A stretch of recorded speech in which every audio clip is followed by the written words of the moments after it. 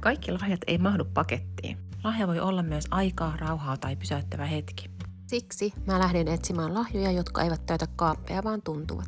Ensimmäinen paikka oli hius- ja hierontahuone Salvia. Tää paikka tuntuu jo ovella siltä, kun joku laittaisi kädet hartioille ja sanoisi hengitä hetki.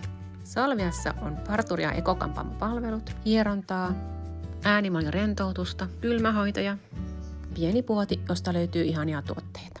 Tunnelma on lempeä, lämmin ja rauhoittava.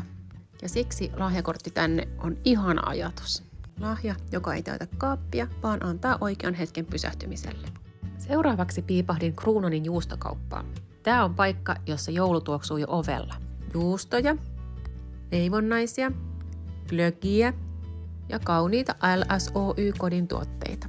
Täältä saa koottua lahjaksi pienen herkkukassin tai vaikka kokonaisen juustovillan. Ja yksi spesiaalijuttu on se, että myymälän takana leivotaan Café Capriolen herkkuja, joita voi tilata heidän nettisivuiltaan. Mä päädyin hankkimaan lahjakortin tänne.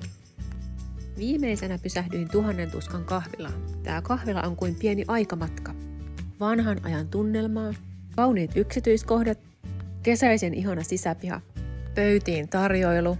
Täältä löytyy aina sekä makeita että suolaisia herkkuja, myös gluteenittomana. Lahjaksi mä valitsin lahjakortin kahvihetken ystävän kanssa.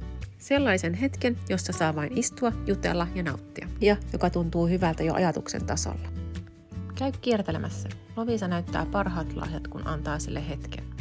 Ja muista seurata, tykätä, kommentoida ja jakaa näitä yrityksiä somessa.